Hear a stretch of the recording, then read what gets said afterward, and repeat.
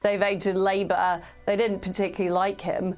And now it's gone from bad to worse. He's been caught accepting donations to pay for his wife's dresses. This Liz Truss speech paralysed me. She destroyed our government with her truthful statements and cornered Keir Starmer. Our country is on the verge of disaster, and this woman explained why. We're starting to watch. No, and he got in with a very low proportion of the vote. He got in by default because people were unhappy with the Conservatives. They voted Labour. They didn't particularly like him. And now it's gone from bad to worse. He's been caught accepting donations to pay for his wife's dresses. He's been accepting more freebies than any other. During almost a decade and a half of their rule, the Conservatives have accumulated a huge array of problems that they have tried to solve, but have not done so. The most pressing issues for them were economic development, which found itself in stagnation, illegal migration and security problems. They promised to deal with illegal immigrants since the time of Brexit, at the time of which there were less than 250,000 of them in the country. Boris Johnson had high hopes for Brexit, believing that the traffic of illegal immigrants through the UK would stop. When it became clear that this was not the case, the Conservative government was forced to look for a way out of the situation together with other countries, which resulted in the signing of an agreement with France in 2022 to tighten control over the English Channel. Only the measures taken turned out to be so ineffective that by 2023 the number of illegal migrants had increased to almost 700,000 people. As for the economy, we have felt the increase in the cost of living, and almost everyone has started demanding higher wages, from electric train drivers to government employees.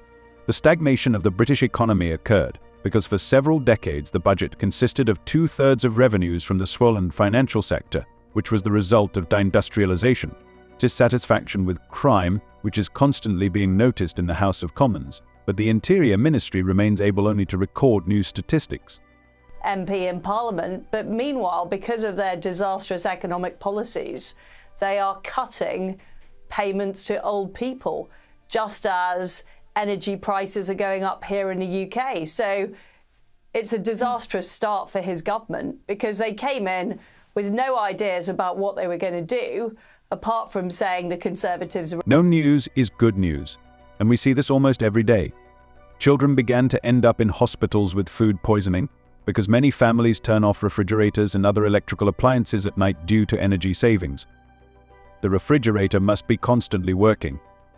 Officials from social services immediately rushed to reassure the public, saying that the government had allocated £2 billion to help low-income families. This money is sorely lacking now. During the pandemic, every family receiving an allowance of £20 a week somehow coped with the problems.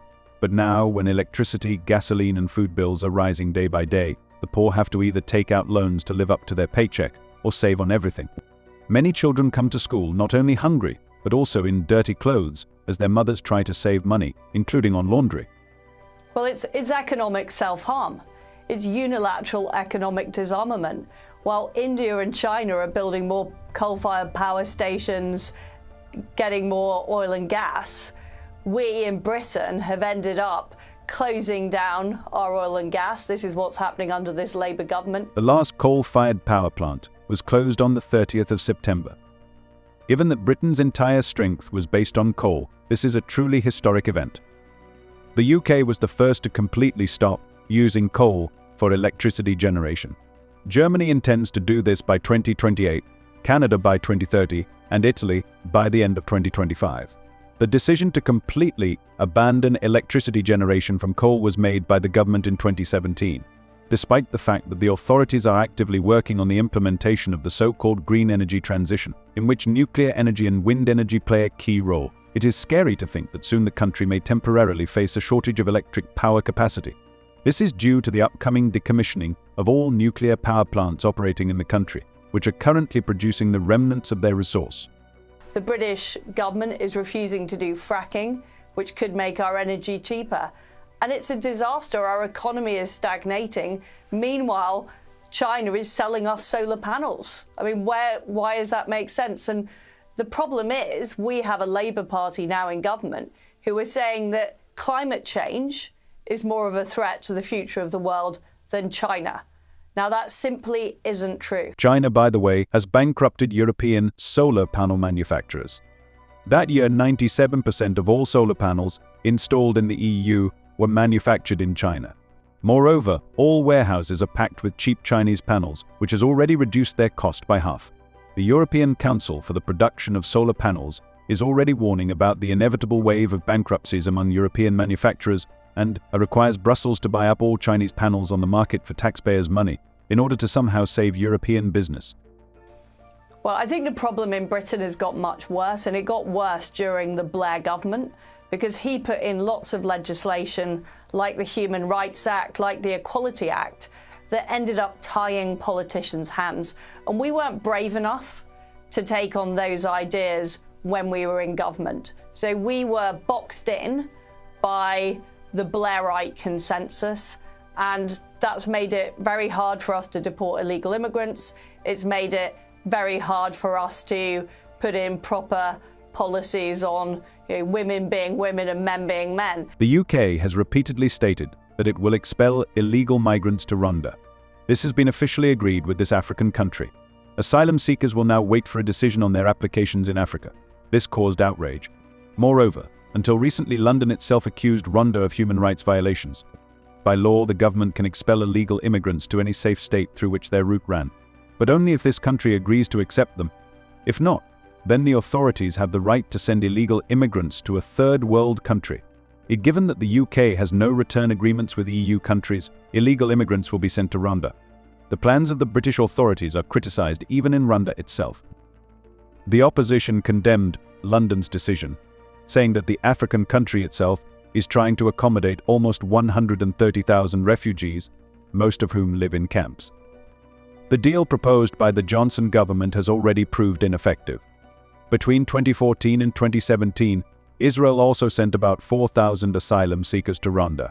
Later, the authorities abandoned this idea as most of the deportees fell into the hands of smugglers and soon rushed back to Europe. Thus, deportation to Rwanda does not at all reduce, if not increase, the flow of refugees. And most people in Britain do not agree with these policies, and this is why this government is already very unpopular. Keir Starmer's ratings have plummeted because they're seen as hypocrites, but they're also seen as representing a very narrow group of people who live in the big cities, who work for the public sector.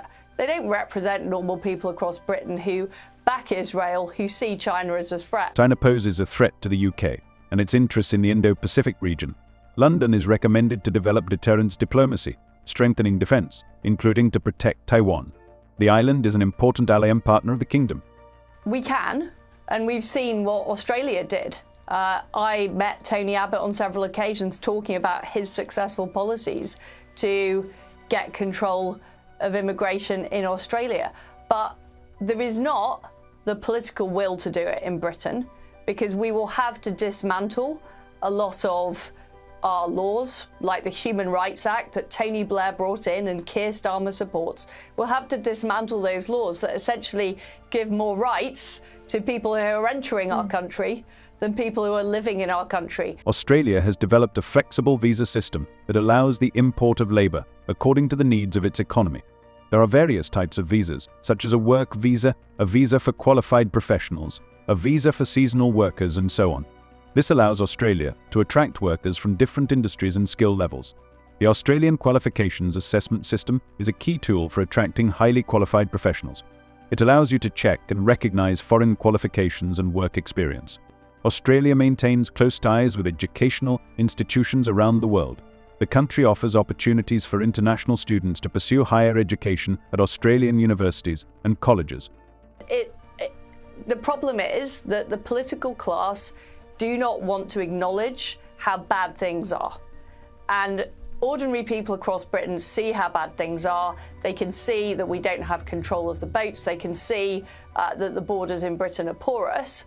But it will take a huge push to actually change that human rights legislation that has now been in since the 1990s, and that is what we need to do. And I think pressure in Britain is building for that. You'll have seen at the election, Nigel Farage and Reform got a large vote because people are frustrated. Nigel Farage has won a seat in the UK Parliament. This election is Farage's 8th attempt to run for Parliament in a 30-year period. He has lost the last 7 times, in 5 elections and 2 by-elections. Everyone is really very disappointed in the government. Write your opinion in the comments. See you.